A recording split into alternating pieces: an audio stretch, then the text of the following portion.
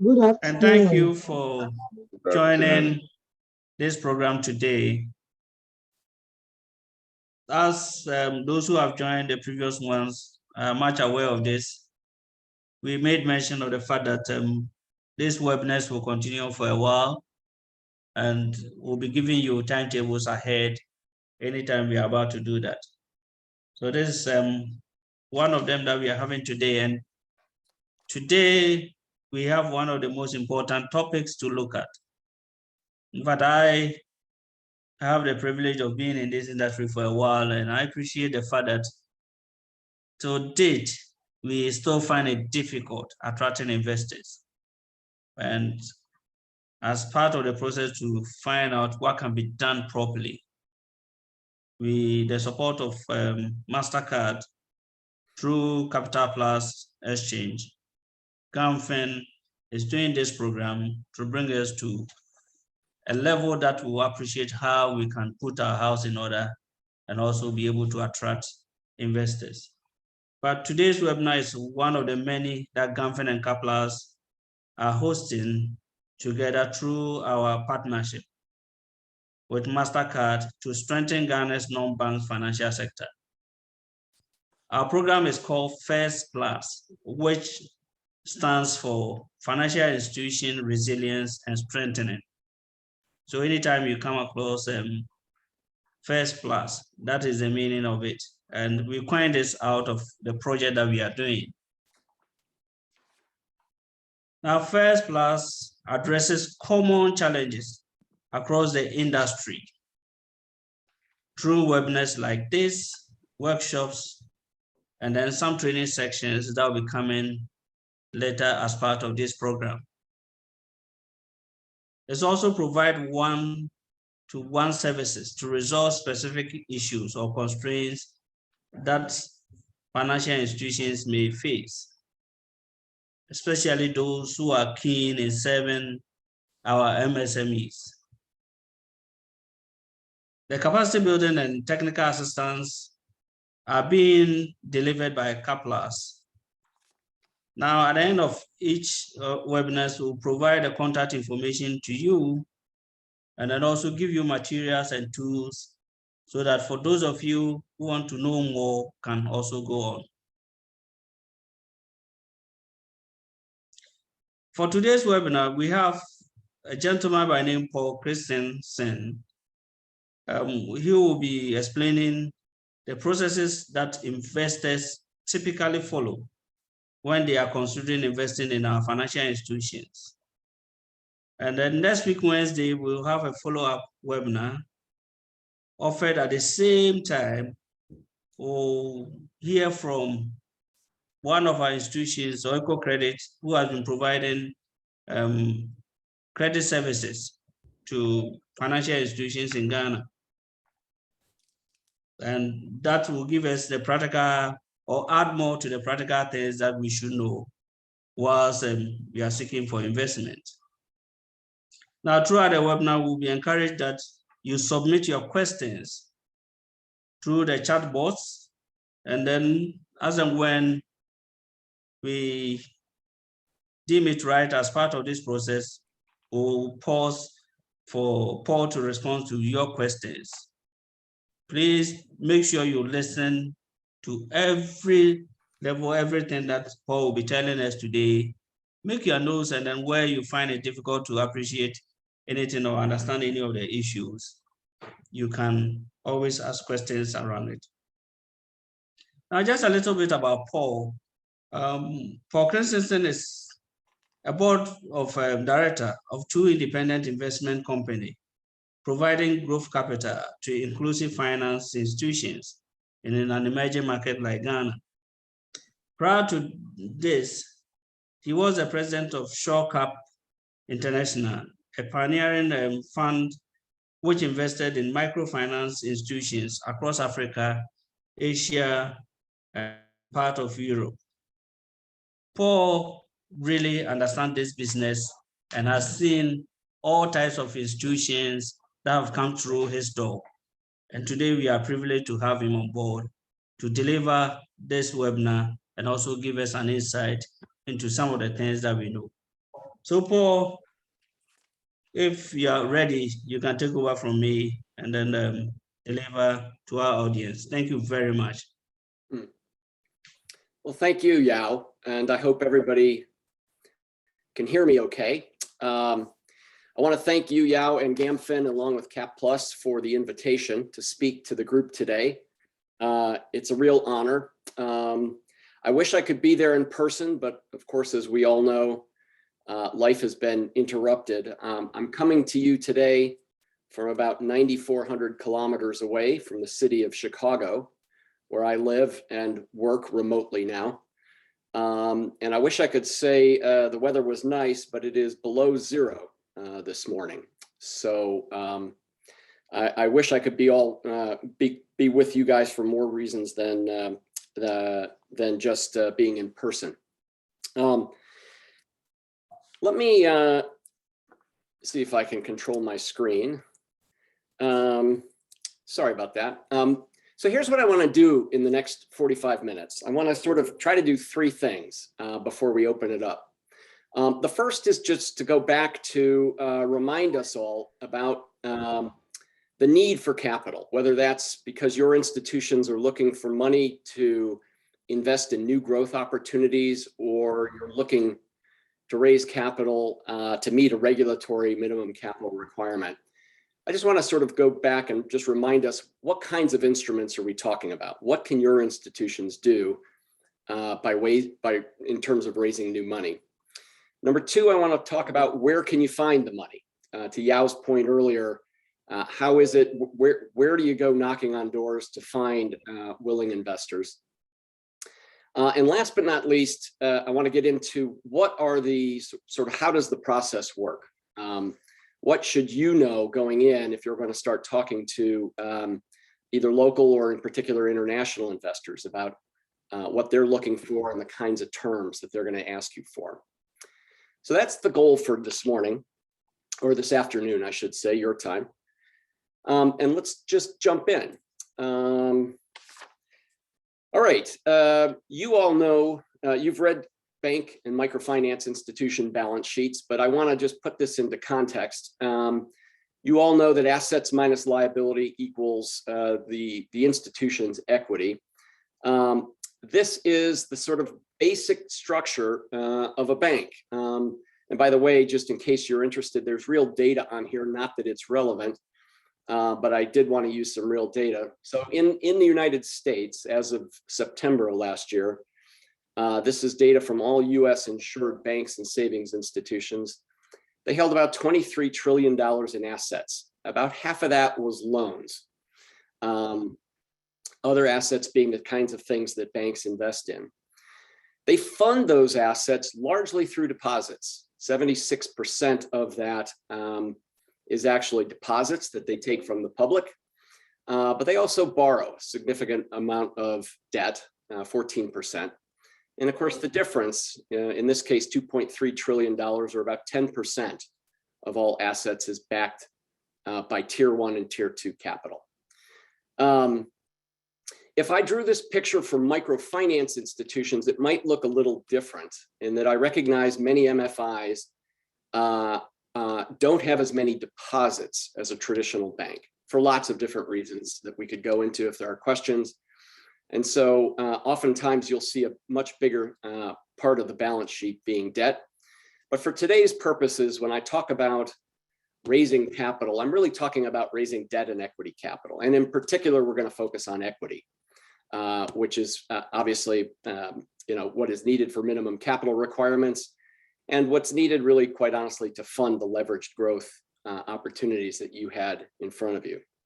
So that's where we'll focus.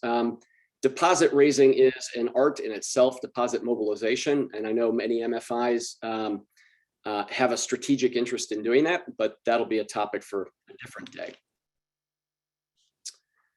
All right, like I said, just to kick things off, what are we talking about when we talk about investment capital? There are many, many, many different types of investment securities out there that your bank can use to raise tier 1 and tier 2 capital, or to borrow if you have such opportunities. Obviously, the most common is what's known as common stock.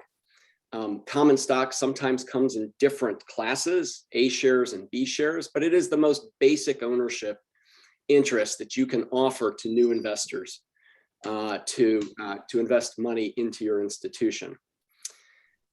Interestingly, however, most private equity funds or institutional investors prefer a different type, mainly a preferred share or preferred stock, which when I says preference, it usually just means preference in terms of dividends. You can't pay common stock owners dividends unless you pay your preferred stock owners. Preferred stock comes in different forms, from convertible to participating. When I say convertible, typically what that means is that it can convert at some point in the future into common stock. So you own a share of participating or preferred stock in the company. But for example, if your institution were to be acquired, the investors in that instrument could convert it into the common stock. And the list goes on, and I'm not here to sort of teach you the basics of investment banking, but there's a long list of different instruments that you can and should consider when you're looking to raise money. One of the things that a lot of institutions that I've worked with in the past have struggled with is how to think about the value of their company if they're going to be issuing new ownership shares in that company. And so it's important that we talk about how institutions, both investors and institutions like yours, think about the value of the institution. What I'm about to share with you comes from both my work as a director on bank boards or microfinance company boards, as well as an investor.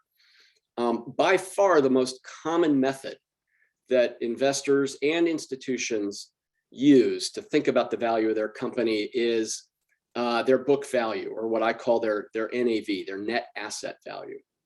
And you can pick that up right from your audited financial statements from your internal. It is the value of equity in the business. A lot of times investors will look for some comparable pricing. So they'll go into your markets, say for Ghana, they'll look at publicly traded banks or other financial institutions, and they'll use ratios. What's the price to earnings ratio or the price to book value ratio? And then they'll apply that to your book value or your earnings to try to come up with a value that they think your stock or your company is worth. We won't go into discounted cash flow. I used to teach that as a professor of finance here in Chicago at the Kellogg School. The other most common thing that they will look at is recent third-party transaction prices. So for example, if your institution within the last 6 to 9 months raised money at a price, a valuation of X, talking to new investors, they'll look at that price as an indicative value of what your company might be. At the end of the day, however, I'll come down here to this last one. Most investors will run what's known as an internal rate of return analysis. They will take your company's historic financial information. They will project it going forward based on the growth opportunities that your market and your institution has. And they will make some assumptions, for example, how large will your loan book grow? How many deposits will you have on? And at what point in the future, 5 years out, let's say, will we be able to sell our shares in your company?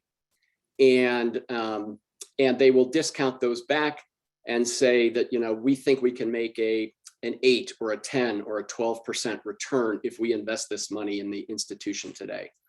Most investors will have what's known as a hurdle rate. They won't invest in a company that they don't believe they can make a rate of return above the hurdle rate. So for example, the first fund that I ran years ago, investing in microfinance companies around the world, we had an 8% hurdle rate. So anytime I could see an opportunity to invest and earn more than 8%, it was attractive.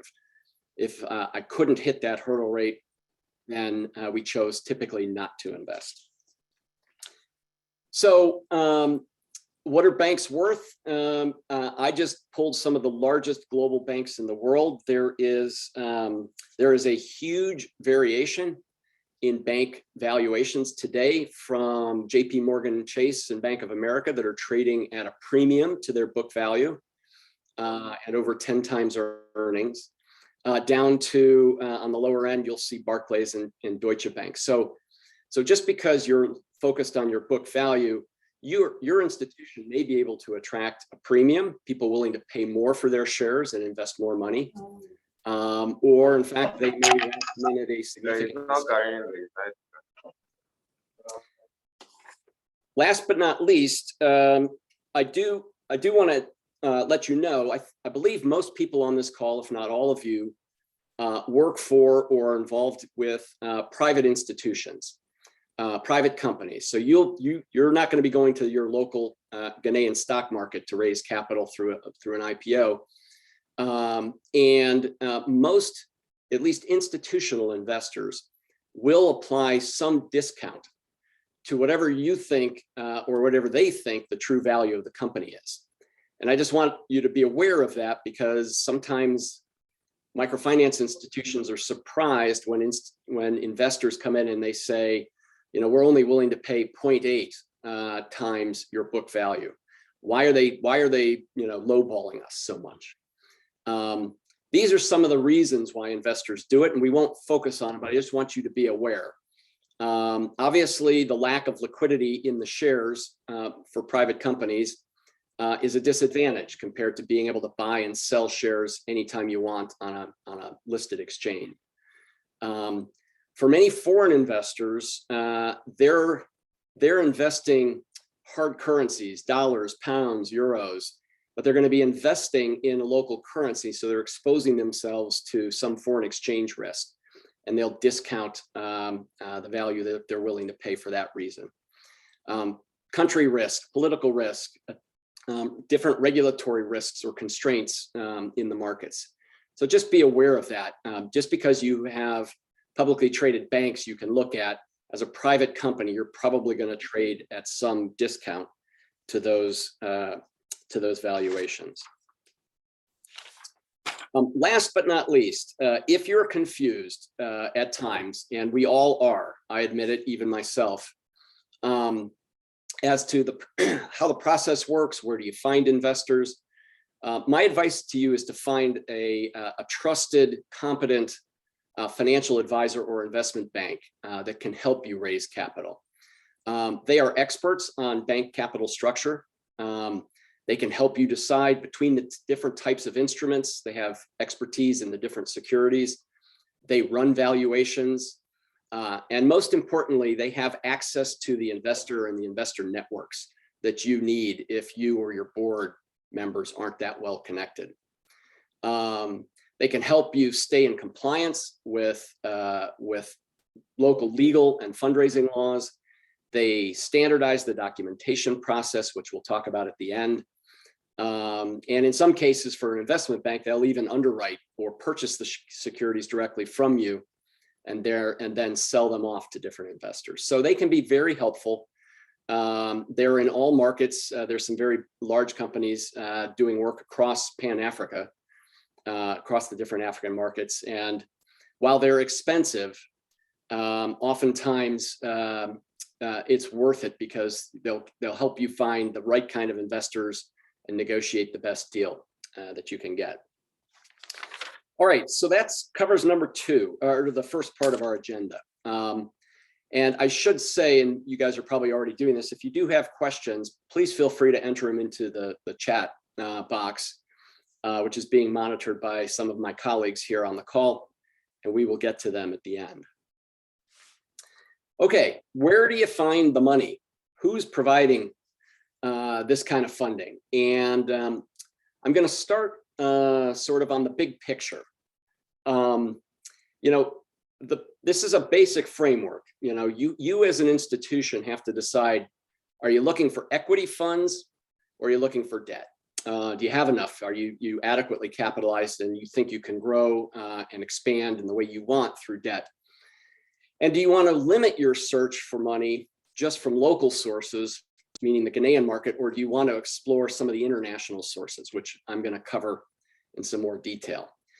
And again, I'm not going to go through this in all of its detail, but just know, for example, on the international side, when I should have written this out, IFI means International Financial Institution. And I'll show you a list of them in just a second.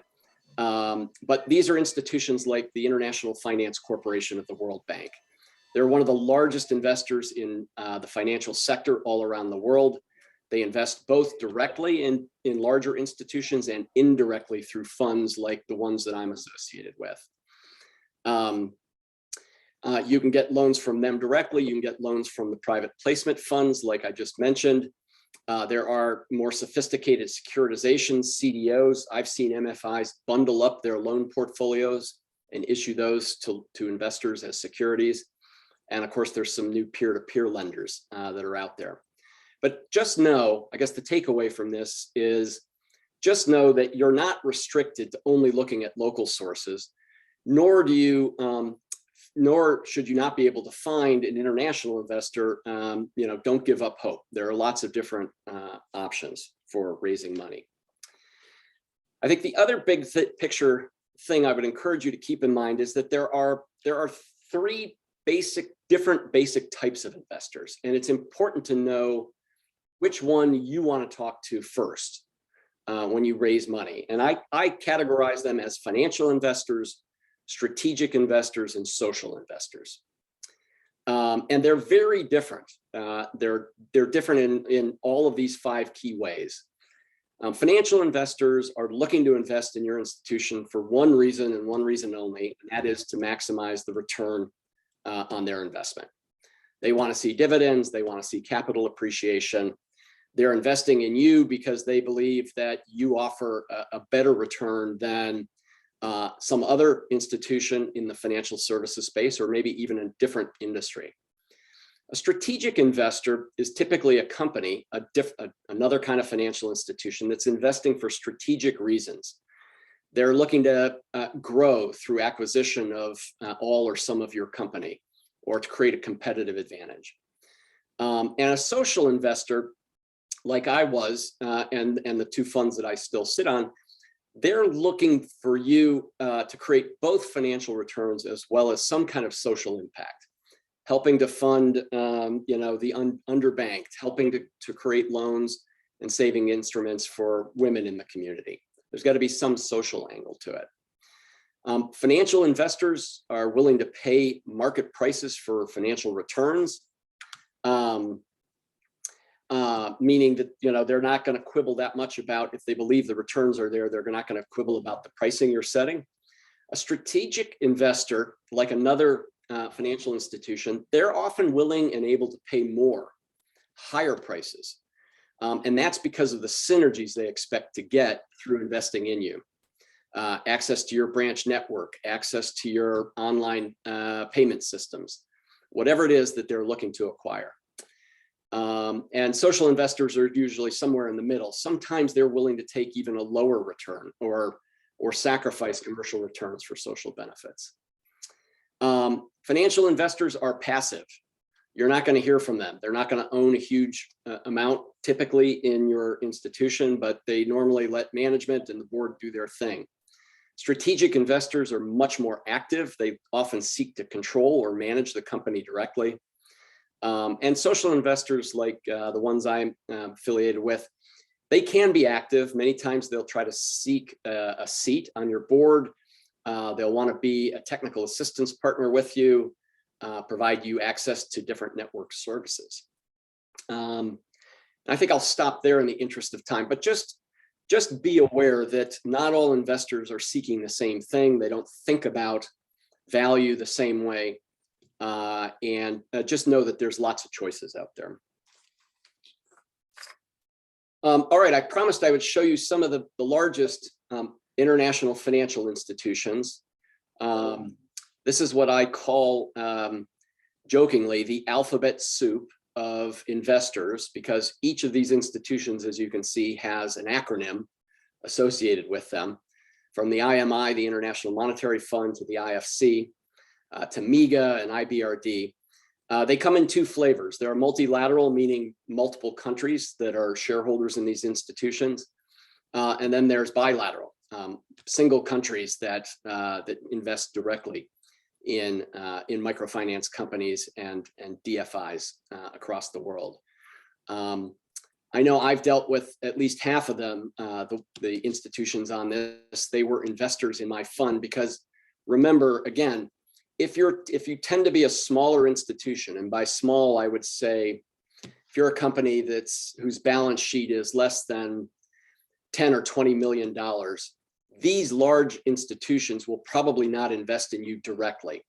You're too small. It's not worth their time. I'm not being disparaging, but it's, they want to make large investments in the largest institutions they can find. Paul.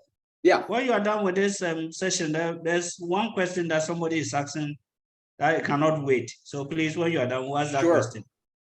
No, I think I'm finished, and now's a good time because we're going to move on after this. So please ask. Okay, thank you for the opportunity.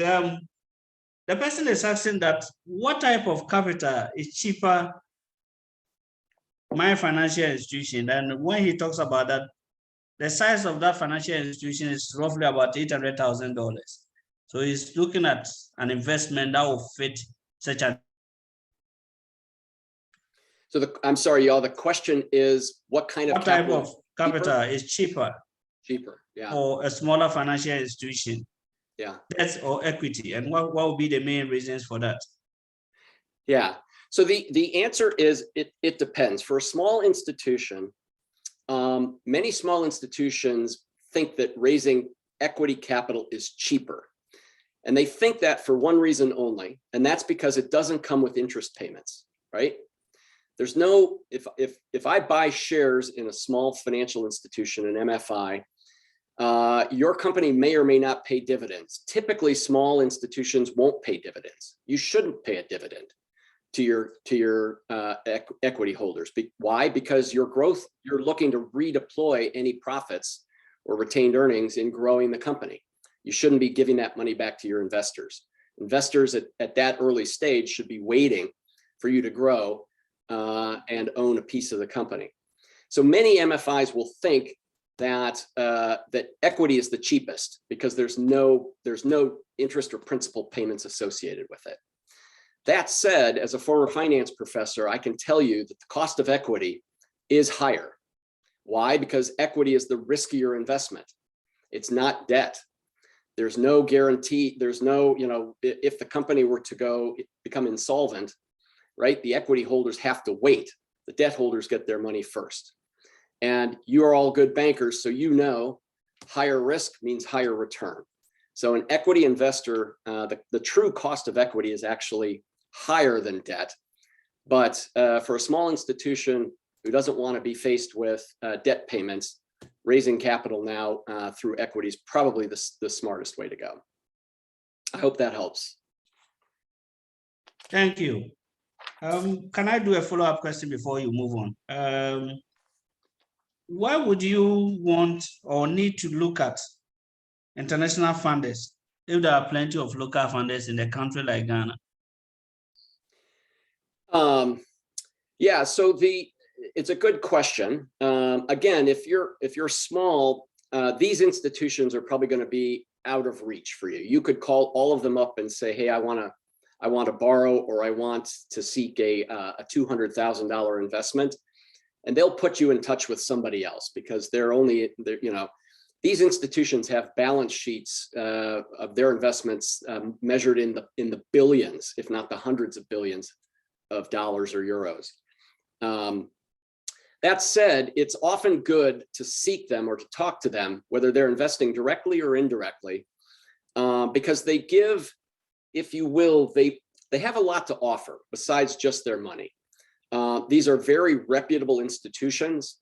If your bank or your microfinance institution can claim one of them as an investor, it often comes with a great deal of respect and credentials.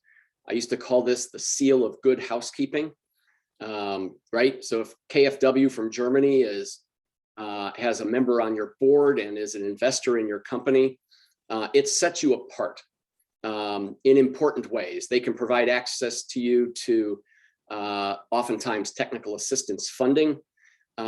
They can be influential with government regulators on your behalf in Ghana. And they can bring best practices and a network of other institutions that they're invested in to benefit you over time. So that's the biggest advantage of having them involved, in my opinion, in your institution.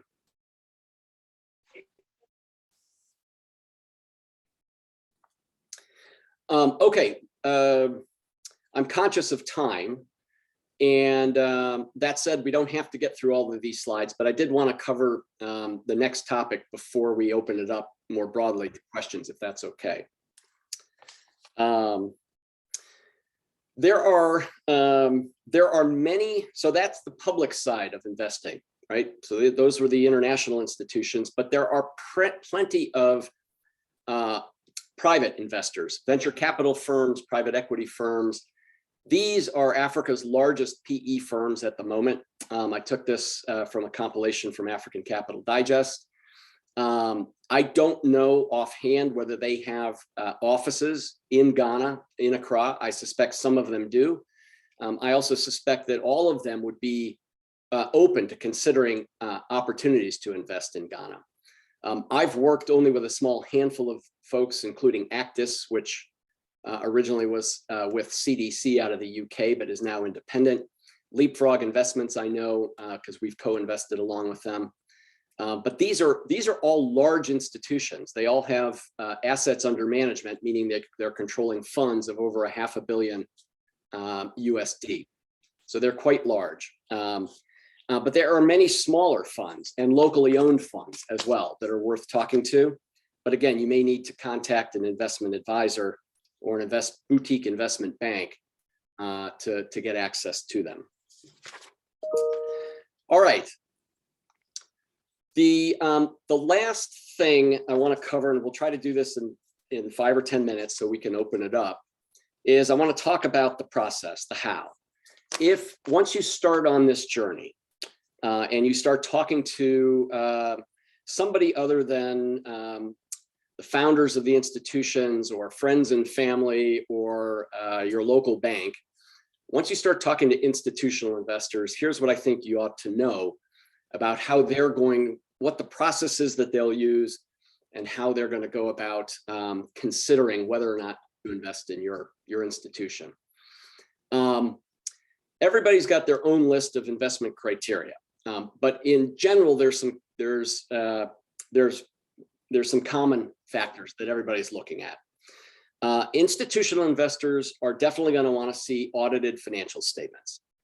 They're going to want to, when they come in and do their due diligence, which we'll talk about, they're going to want to talk to your CFO. They're going to want to make sure you have adequate financial controls. But very few of them are going to invest in an institution that doesn't have a high quality audit firm doing their annual audits. And they're going to want to see audits for probably the past 3 years. They are going to spend a lot of time looking at your loan portfolio and the quality of the portfolio and the non-performing loans and the restructured loans. Why? Because that's the largest part of your balance sheet.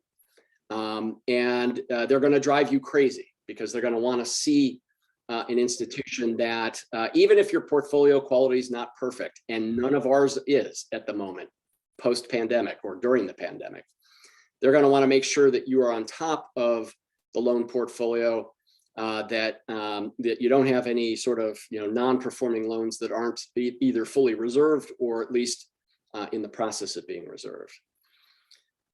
They are attracted to companies that are growing, and the faster you're growing, the faster or the more attractive you're going to be to an institutional investor. Showing an investor a set of historical financials where you're shrinking or you're flat, or a forecast pro forma that doesn't show strong growth is not as attractive. They're going to want to understand, what is your competitive advantage? Why should I invest in your institution versus the other 10 competitors that I'm looking at? They're going to want to see and understand your ownership structure. If I'm going to, as an investor, if I'm going to buy in and own shares in your company, I want to know who else is in the company. Who else am I going to be investing with? They're going to assess your management team. They're going to want to see a strong, stable management team. It's, you know, it's difficult if you've been through 3 CEOs in the last 5 years, or if you have, say, 2 senior open positions. You're missing the head of credit risk management and a head of HR. They're going to be less likely to want to invest until you fill those positions.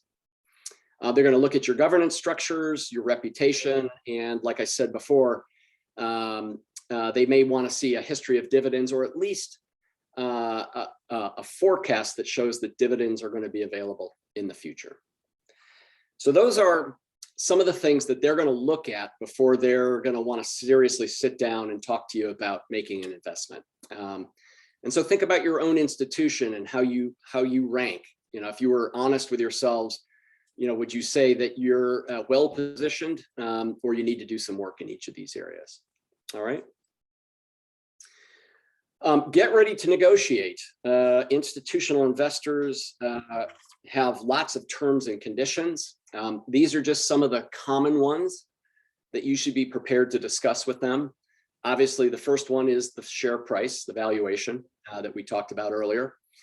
Many of them will want, depending on the size of their investment, to be able to put a representative of theirs onto your board. They're going to want to have some degree of control exerted through the governance function. You know, if they only want to invest 5 or 10% or buy 5 or 10% of your company, nobody's going to expect to have a seat on the board. But once you start getting over 25 or 30%, many of them will want to negotiate the right to have a board member. Some of them want super majority voting, meaning even if I own less than 51%, I want to be able to control the decisions that shareholders make. And so even though I own 26%, I'm going to insist that any important or key decisions that are made by shareholders, I have the right to veto through supermajority voting rights. And the list goes on. Let me see what else you should expect. They often will phase their investments. So, you know, you may think you want $2 million of equity capital today. They may say, well, why don't I put in $1 million today? And if all things go well, I can invest another $1 million in 18 months.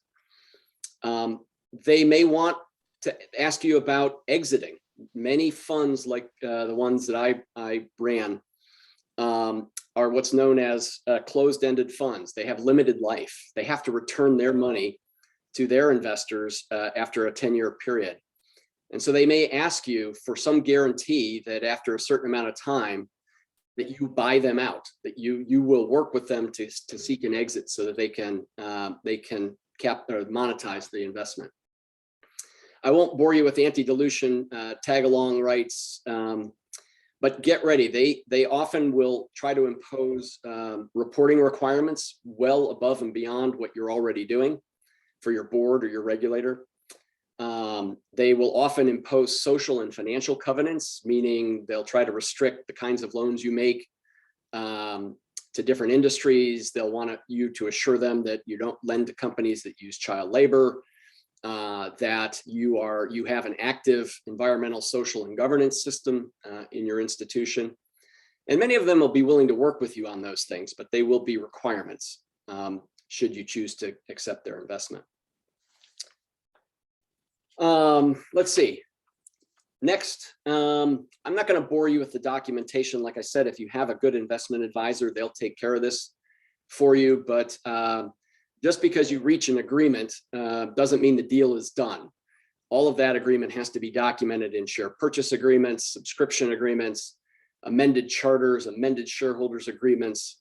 Obviously, because you're regulated institutions, oftentimes you have to seek your central bank's authorization to bring in a new particular foreign shareholder. And all of these other things go into the closing of a new investment. All right, last but not, well, two last things. Due diligence. I mentioned it before. You should be prepared for a fairly extensive due diligence period. Investors will want to come in, meet with management. Many companies now we'll set up due diligence data rooms virtually so that investors can look at all of the information that they're going to want to see. This is literally an excerpt I took from a due diligence checklist that I had. This is one page out of about 12 of all the kinds of things that we wanted to review, to analyze, and to talk to management about before we would actually close an investment. I mentioned the audited statements that you can see here, but again, loan portfolio breakdown by different product types, fixed asset inventories, deposit breakdowns. I mean, if you know, and most of you will have this information, but it's oftentimes not easily available in one place. But just be prepared. I've seen due diligence take anywhere from a week in a highly motivated situation to a deal that I'm working on now. It's taken 6 months to review all of the documentation. So it can be a lengthy process. I'm going to skip over investment exits because we just talked about them. I do want to, my last point is, it's kind of a caution. And that is, again, if you're thinking about selling a significant stake of your microfinance institution or your financial institution to an institutional investor, and they want to have the right to appoint a board member to your board of directors, just beware. It can be a blessing, but it can also be a curse. And the first thing I would tell you is that what some investors forget is that when they appoint somebody to sit on your board, that person, their fiduciary duty is not to the investor. It is to your institution. It is to your microfinance institution. Yes, they're there to influence things, but when it comes to making decisions, the only thing that they have a legal duty to do is to make sure that they're doing it in your best interests. And sometimes, and I've been on boards like this, sometimes you have to remind these representatives that this isn't about what's best for your investment company or your international financial institution. This is about what's best for this microfinance company. That includes avoiding conflicts of interest, right? It's you know, many of these big fund managers will have multiple investments in the same market. And it is extremely important that those board members avoid those conflicts, right? They can't be making a decision about some strategic path your company is taking when they may have inside information about one of your competitors, or if they think that it's going to hurt a competitor. They have a duty to your company. It's also very important to make sure that you talk to the investors about the availability of the board member and their proximity. It's not unusual for an international financial institution to appoint somebody not from Ghana who's going to have to fly back and forth to attend meetings and want you to pay for it. So those are some of the warning signals, but the positives, big funds or international financial institutions, that their shareholder directors can help. They can bring, like I said, best practices from other institutions. They're quite knowledgeable. Typically, they've served on boards before. They can bring to you correspondent banking relationships that you may not have, but because of their size, they can introduce you. They can provide you sample policies, procedures from other institutions if you're looking for those. And like I said before, they can also, in some cases, help you intervene or lobby to exert governmental or regulatory influence. So anyway, I think I'm going to stop there a few minutes before the top of the hour so that we can answer any questions that you may have, get into a conversation for a while. And then I know, Yao, I believe you want to wrap up before we're done with a list of upcoming events. So I'm going to stop sharing my screen for the moment so I can see all of you on the tiles. And Yao, I'll turn it over to you for Q&A. Thank you, Paul. Thank you very much for the excellent all of us. I believe that we've gotten something new for everybody who participated. And so, colleagues, on this note, we'll open the floor for questions. If you can type your questions in the But immediately, if you can also raise your hand so that we can open it up for you to call out your questions, and then Paul will give us the alternatives or the options that we need to look at. Okay, Raphael, you have the floor. If questions now. Yes, hello, thanks. Yeah, okay. I want to find out the due diligence. Is it possible to restrict the information that is being requested at the due diligence level? Since you know, the transaction has not been finalized, and then it's possible that maybe the investor having such information will be able to use it, may be able to use it or not against you. So, and then we have situations whereby maybe competitors may use that angle to have said information, and after acquiring those information, and they may not end up, you know, finalizing the share agreement and then the whole transaction. Yep. So is it possible to restrict the information that is being requested? Maybe you may have someone requesting for maybe details of your minutes, etc., policies and other things, which may be deemed quite unnecessary.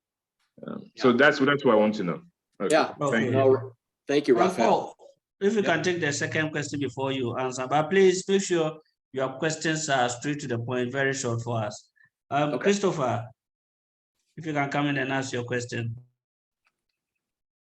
Okay. Right. This is Christopher. We are microfinance companies, and Bank of Ghana says that they will not allow us to bring in foreigners. It's only local participation. So I was expecting that the training would have centered in our local terrain like Ghana, where we could go to people or have people to access us. But the kind of training we are having now is talking about dealing with people outside Ghana. When the regulator also says no microfinance company can have such a relationship. Is your question, it sounds like, just to repeat, your question is, why would we even consider international when what I heard you say is you believe that the Bank of Ghana restricts foreign investment? Yes, into the microfinance company. Okay. Well, that's news to me because I looked for many years and spoke to your central bank. There are maximum amounts of money from foreign institutions that you can take, but it was still permitted. So, but I'm not familiar right now with the current regulations. So, but I'll come back to your question. The tier system in Ghana, those in the savings and loans category are different from those of us in the lower category they call microfinance companies. Yeah. So probably those in the savings and loans may be able to access foreign investment. But those of us in the lower tier called microfinance companies, we don't have that opportunity. Understood. All right. Thank you for clarifying. Yeah. Let's do this. Why don't I try to tackle both of those questions as efficiently as I can. Raphael, back to your question, which is a very good one. Can an institution restrict the information that it's providing through due diligence? The short answer is, in all honesty, no. I mean, you can try, but if an investor doesn't get the information that they want to see, they're free to walk away, which they may. You asked, could they, for example, use it against you? You can be assured that they will. If they discover in your minutes that there was a recent fraud that the bank board discussed and is addressing, they're going to want to know about that. You don't want to show them those minutes. Believe me, it's better to show them now rather than to get them on board and then have them find out about it later.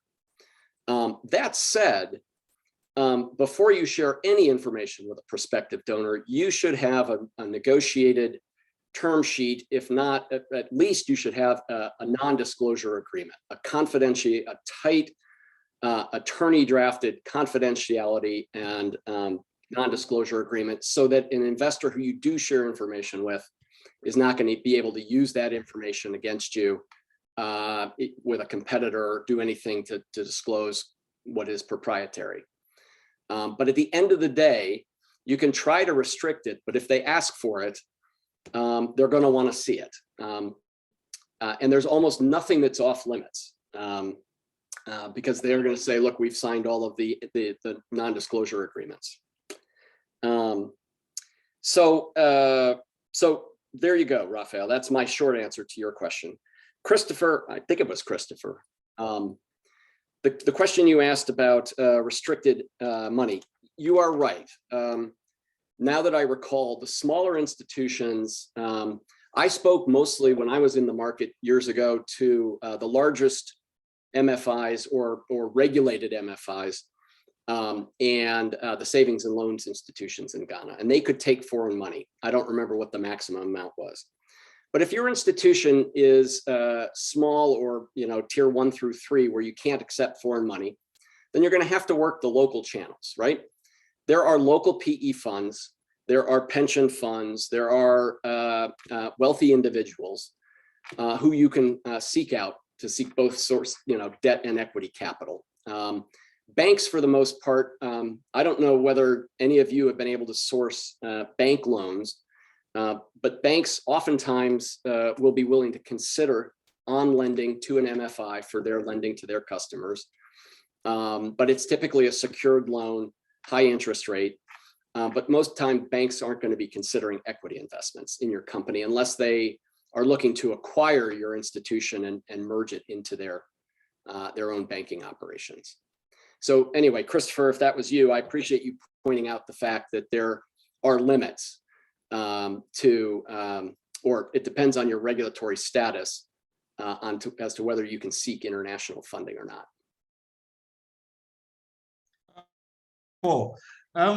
There's one question here. What options do we have to maintain control of our institutions if, let's say, we need to sell a significant amount of new shares? Yeah, so that gets to the point I ended on, which is, hey, if they want to put somebody on your board, be careful. So there's two ways investors can try to influence or control your company. One is through a seat on the board, through the governance mechanism, so they have a voice at the board level. And the other is through different kinds of shareholding structures. Remember, I mentioned super majority voting rights. And for the most part, they will want to get as much as they can. They will want to be able to vote as a shareholder on shareholder matters and block things that they don't want to do, and they will want a seat on your board. So the key to maintaining control of your institution is to limit what you give them, right? If they want a seat on the board, that's fine. But if your board is 7 people and they want 1, you still have control. If your institution's bylaws stipulate that you get to select, or the board under its control gets to select the chairperson, and so that the investors' representative is never going to be the chair of your board. And again, you can fight them about the supermajority. There's nothing in the corporate law or investment law that says anybody who's investing 20 or 30% has any right to supermajority voting rights, right? You can just say, no, the shareholders won't agree with that, right? Our bylaws say that corporate shareholder decisions are made by a simple majority, for example. So you just want to be conscious of those things. You should know, particularly for that third class of investors, the social investor, they are going to be attracted to your institutions, not because they're going to make more money than buying a stock on the South African Stock Exchange or the Johannesburg Stock Exchange. They're interested in your mission. They want to be part of your mission. They're investing capital to support your mission. And so for the most part, you're going to be aligned with investors. And if you're not, you should figure that out early, because you don't want to be inviting in a significant new shareholder who's not aligned with the vision and the purpose of your company and the clients you're trying to serve and the growth and strategic plans that you have. You don't want to invite somebody in who's going to fight you at the board or shareholder level, day in and day out.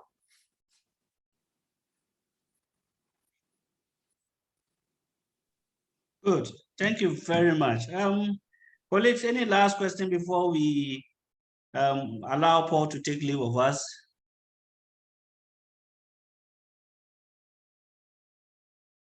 Christopher, is your hand up again? Yes, please. Okay, please go ahead. Yeah, Paul was explaining the supermajority thing. I heard some time ago that somebody in the UK, Rupert Murdoch, was having 13% in his company. But then he was a board chairman and his son was a CEO. How did that happen? And how can we learn and do something like that? Probably you don't have money, so you want to sell more of your shares.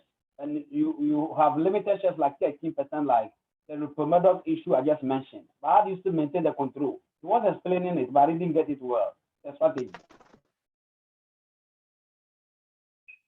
I'm sorry, I had a hard time hearing the question. Yeah, if you heard it, could you repeat it for the group? Christopher, can you just repeat it for us? Because I Yes, also missed some saying, part. what I'm saying is that at a point in time, there was a news, let's say a news agency or a company in UK.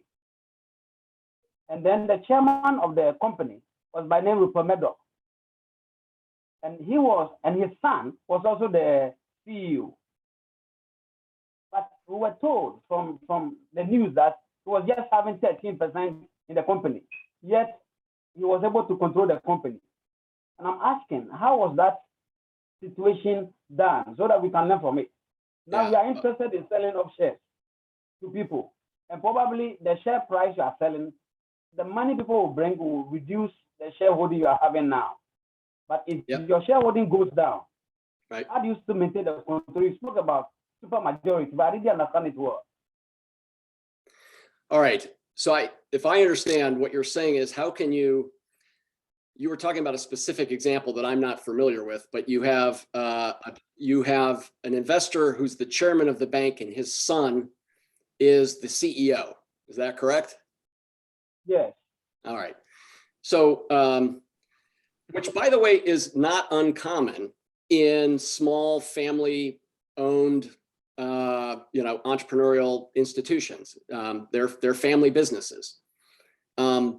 Most international or larger investors, though, wouldn't consider that to be sort of a good governance model where the son and the CEO are direct relatives. They might insist, for example, that somebody else take the chairman's position, not their own representative, but somebody else, just to create the proper oversight and balance, remove the family relationship between management and the board. I know I would insist on that as an investor. I would not want to be part of an institution where father and son are running and controlling all things. I think the second thing I heard you say is that if they want to issue new share capital, all of the existing shareholders get diluted. They will own less. And that is true. Unless the existing investors are going to participate through a rights issue and invest new money along with the new investor, they're going to own less of the bank. That's just mathematically how it works. But I couldn't quite tell whether you were trying to figure out, you were asking how to block it or just what, but just know anytime you're looking to new investors, your existing investors are going to wind up owning less.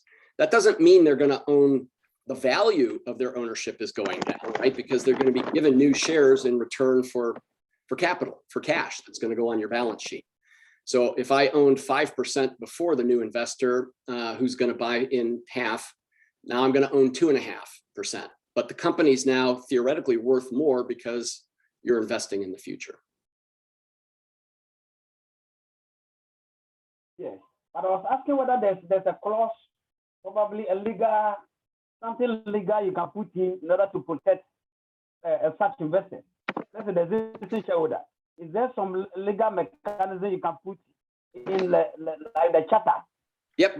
Or the shareholders agreement that can protect the existing shareholder. Because that is the situation you are facing now. That Yeah. we as the existing shareholders, we are losing our percentage holding.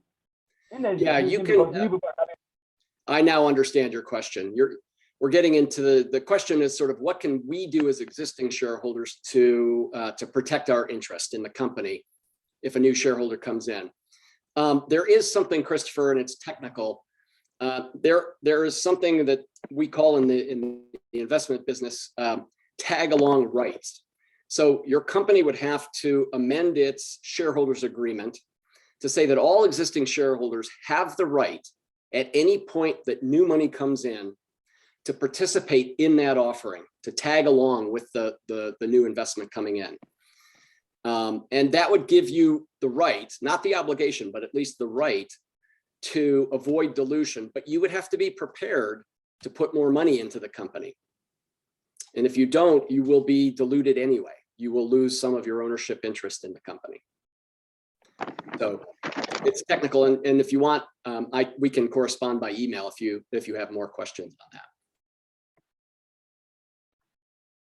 Thank you very much. Thank you. Texan, if you can ask your questions. We only have room for just 2 questions left. So Texan and then Emmanuel can ask your question, but Texan, come first so that when you are done, Emmanuel also comes in.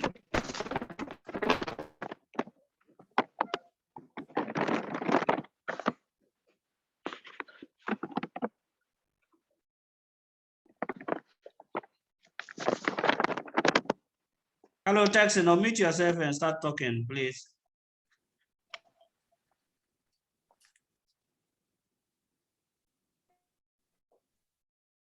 Okay, Texan cannot hear us. Emmanuel, if you can ask your question, Emmanuel, also, and come on. Okay, I hope I can be heard. I can hear you. Me? Yes. Okay, so I want to ask something on the valuation side of the presentation. You stated that there is the likelihood of discounting the valuations, and it's normal practice for discounting, especially when market comparatives are used, and sometimes when different countries' comparatives are used. And my question is that, what is the normal range of discounting factors? Yes, we have the qualitatives, but considering a Ghanaian situation, what is the normal range of discount factors that practically you have come across? And the second bit was the fact that you stated that the exchange rate could be a source of discounting. Looking at the current macroeconomic indicators and then the global financial situation, I believe with the happenings of the advanced economies, exchange rate of emerging markets are likely and frontier markets are likely to be hit.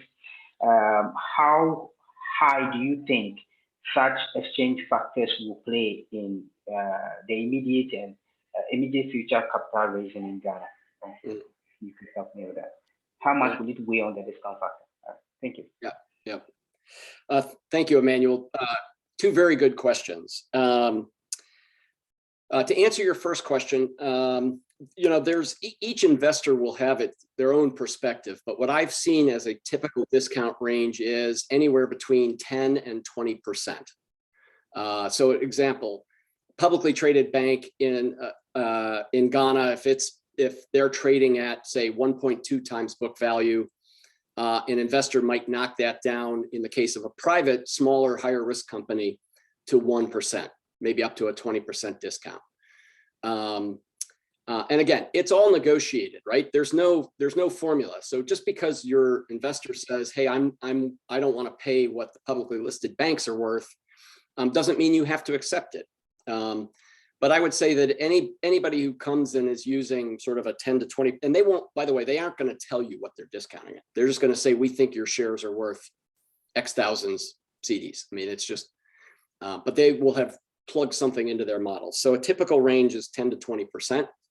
That I've seen at least. Your second question about foreign exchange risk, again, it may not be that relevant to those of you who can't accept foreign capital, because obviously if you're talking about local investors, they'll be investing local funds.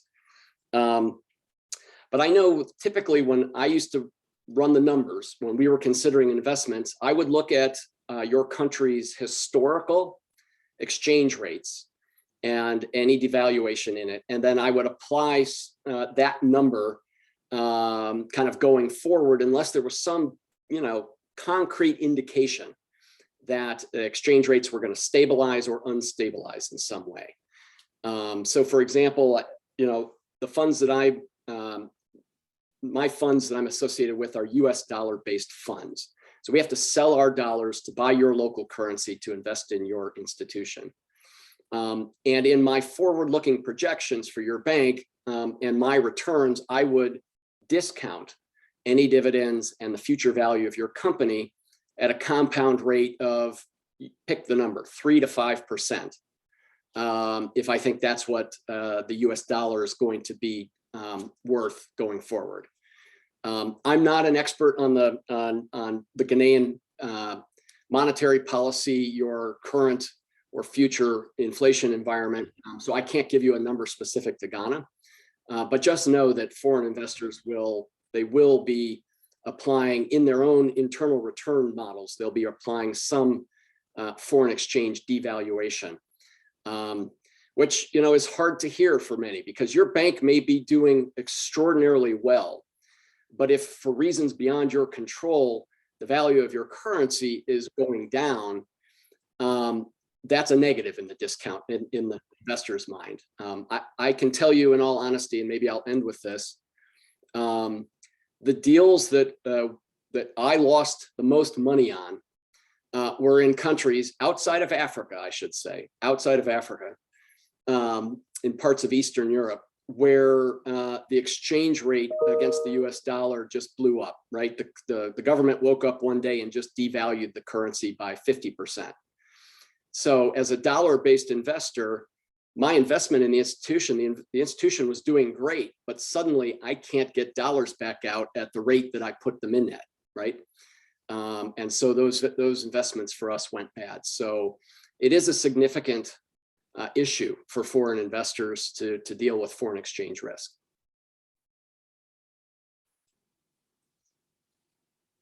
Thank you.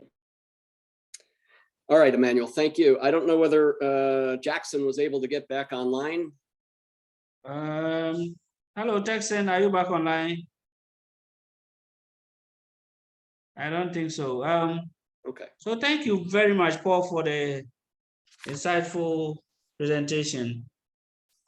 We do hope that we'll definitely come back and then do us the honors again. We believe that we've had a good session, and we'll definitely continue with the process as we are all looking forward to. For those of you who were not able to join, bear in mind that there was a mishap. We actually put it on Zoom meeting instead of webinar meeting so that we can do up to about 500. I know there were a few people who were behind trying to enter the meeting room. They couldn't because we went up to just 100. We are very sorry for that, but our subsequent meetings will be on webinar, where we can do all the webinars on a platform that can contain up to 500. So on this note, from next week, Wednesday, 26th, there will be another session, which is Finding Investors Part 2. And this will take us to another step, as what Paul has given us. We'll build on that by inviting somebody from Oiko Credit to come and present what they look out for when they want to invest in an institution. And they have done some work in Ghana, and they understand the Ghanaian market. So it'll be interesting to see what they also bring on board. From there, February 2nd, February 8th, 9th, and then 10th, 17th, and then 24th. So we'll share this information with all the associations so that they can put it on your platform in readiness for the next sessions that we want to do. And based on that, we hope that we all try and participate in these programs so that we can benefit from the new things that are happening. And so on this note, I'll say thank you for taking time to join us and then also experiencing something new.